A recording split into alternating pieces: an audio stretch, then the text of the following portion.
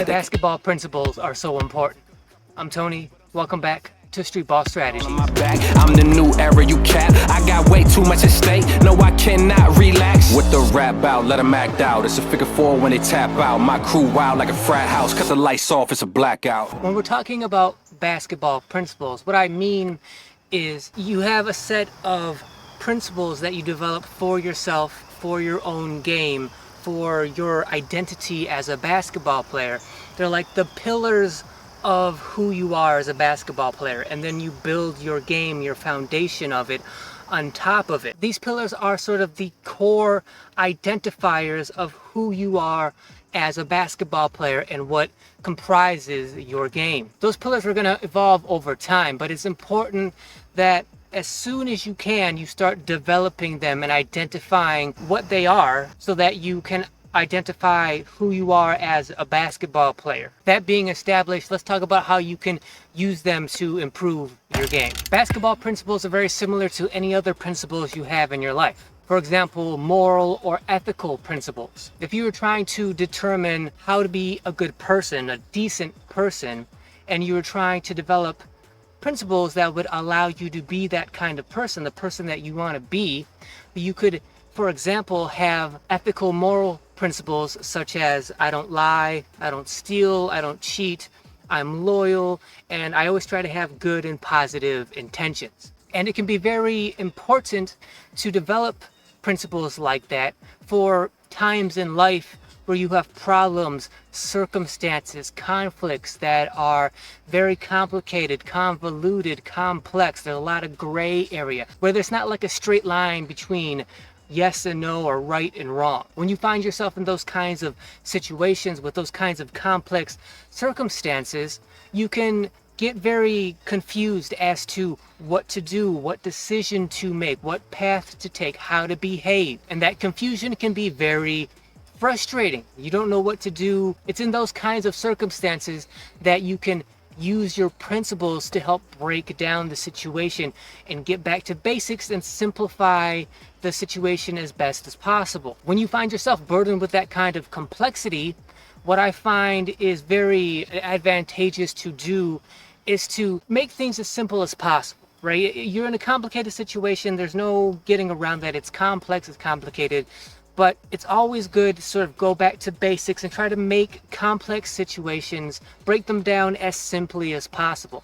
So when you find yourself in those kind of situations, ask yourself, okay, this situation is complex, but what would a good person do in this situation? You know, I have decisions to make here. What should I do? How should I behave? Well, let's see. I already know I have some principles in place that tell me I don't lie, I don't cheat, I don't steal, that I'm loyal, and that I always try to have good intentions. So whatever decisions you have to make along the way, like multi-step decisions, you can always go back to those principles and have those principles guide you along the way. Essentially, those principles make the decision-making process as simple as it can be in complex situations. Basketball principles are the same way. They are there, they exist, they're the pillars of your game that allow you to make decisions when the decisions are tough, when the situation is complex and complicated. You go back to those pillars of your game and let them decide what you're supposed to do, because they are the core, the fundamental of who you are as a player. When things are happening so quickly out here on the court and you have to make such quick decisions, and a lot of times, you know, you're trying to make the decision between like the lesser of two evils because you're just in a bad situation, in a given situation, and you're like, well, either way is a bad decision, you know, in this moment. There's no real good, right, like decision to make. Having those principles will allow you to at least make the best decision in that situation. Let me give you some examples of my own basketball principles that hopefully by hearing them you can then take my example and extrapolate from my example to your own game and say like, oh, if Tony did his principles in this way, then I guess I could take that example and kind of apply it to this aspect of my own game. So first up, offensively, one of the offensive principles I had as a basketball player was that as much as I can, I'm trying to get as close to the basket to score as I possibly can, as often as I can. Overall, I was a pass-first point guard, so scoring wasn't even my forte, but when I was in situations where it was advantageous and optimal for me to score, I had a basketball principle that said, not only am I not much of a shooter because I was just not born that way, but I like to play the numbers, the chances, the percentages as well. So the closer I am to the basket, the higher percentage chance there is that I'm going to be able to make a shot. Not only that, but even though I don't have the genetics to be a great shooter, I am pretty quick. I have great endurance. I have really good ball handling skills and abilities. So therefore, I'm able to drive to the basket very well. So you put all that together,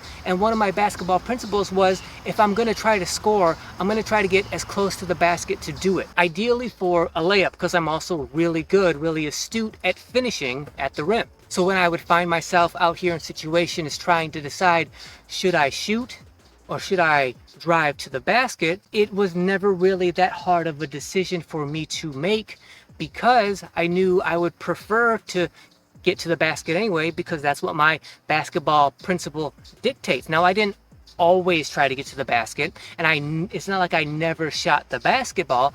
I would if I deemed it appropriate in a given situation, but most of the time, if I could get to the basket, I would, because that was my optimal way of scoring. Thus, it was a basketball principle of mine. And on the other side of the ball, defensively, I had a basketball principle that said to be aggressive. Like, for example, if I'm defending the ball handler, right?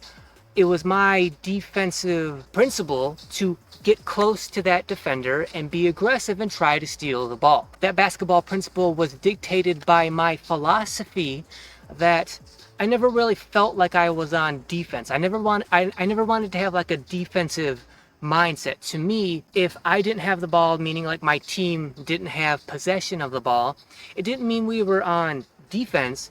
It just felt like we're still on offense. We just don't happen to have the ball right here, right now. You know, we're still on offense, but it's just our current job to go get the ball, steal it, and get it back in our possession. That was just my own personal philosophy. That's just what, the way I thought about it and the way it worked best for me. So specifically in cases where like I was guarding the ball handler, most players want to give him a certain amount of distance, right? You don't want to play too close because you don't want him to drive around you, and you don't want to play too far off of him because you don't want to give him the jumper. So they try to find that optimal distance to play away from him so that you can kind of pseudo guard against both.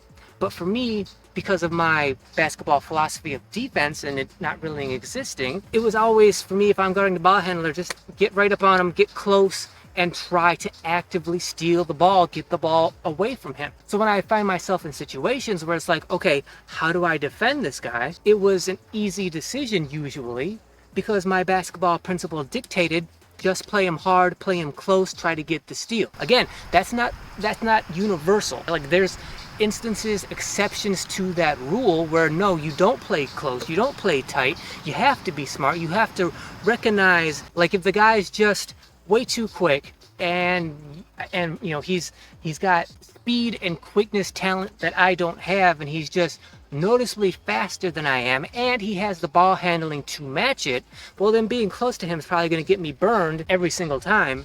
So that basketball principle would not apply against those very rare exceptional players in those rare exceptional circumstances. But for the most part, I knew myself, I knew my body, I knew my physical abilities. I was quick, I was very agile, I was very skilled, very studied as a defender. I knew what I was doing defensively. I knew how to do it without fouling or without taking like cheap shots, being close to the ball handler like that.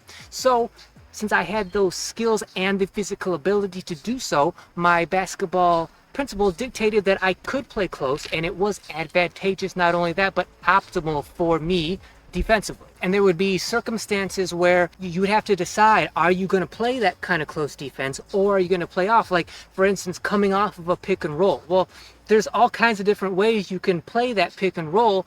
If you go over, then and you're defending the ball, well then obviously you have to play tight. But if you go under, do you continue to be under and give that cushion after the pick has gone by and it's done? Or do you get close in that situation? A lot of people don't get close. They don't try to close out, especially if he's not shooting off of it. Even if it's just like a pick and roll just to sort of create distance for that player. If he's not shooting directly off of that pick and roll, do I continue to give him the space or do I close on him? For me, most of the time I would close, because even though I had the decision to how should I play it, my basketball principles dictated, well, I'm just a close tight defender, so that's how I usually play, unless I have identified certain circumstances in which that would not be optimal. So having basketball principles, not only do they help simplify the decision-making process, but it also helps to identify who you are as a player. When you first start trying to define and create those basketball principles, you're going to have a whole lot of refining to do, probably. You're not going to just create your set of basketball principles from the very beginning and those are just it for your entire career. They're probably going to change, they're going to evolve. You may get rid of one or two here or there, and you're going to be doing that probably a lot as you first start to do this, but the advantage that comes from having those basketball principles eventually in place gives you an advantage that most other players out here don't have, because most other players just look at that kind of principalities as like, oh, those are just kind of, you know, part of my strategy as a player. Like, that's part of how I play. Casual players just kind of, they don't really put a lot of thought into it. They just kind of consider it like, yeah, it's kind of just part of my game and who I am. For players like us who go dive deep into stuff like this, when you develop those pillars of who you are as a basketball player, you can then lean on them in times of crisis and emergency, and when you need to make decisions really, really quick, and maybe they could be very difficult decisions to make. The more you're able to lean on your basketball principles, be aware of what they are and why they are in place the way they are, the more aware of all of that you are, the easier, quicker you can make those decisions, and the easier it becomes to decide what you should do, when and how you should do it. That's a mindset, a psychology that most players out here just never develop because they never bother to. So I want to thank you guys for watching. If you like this video, if you found it helpful at all, if you think it's going to help you develop as a basketball player, make your decision-making process a little bit easier, a little bit quicker, maybe tenths of a second faster than your competition out here, then please subscribe to the channel. And let us know down in the comments your examples of your basketball principles, what makes you a basketball player and why you chose those principles. But before you comment, make sure you hit that thanks button down below, because not only does hitting that thanks button highlight your comment, making it stand out from any other comment, but it also directly supports the channel. So for anyone that does hit that thanks button, know I genuinely appreciate it. As always, like, share, comment, like I said, make sure you hit that notification bell so you're notified whenever any video goes live on this channel. And until then, see you guys next week.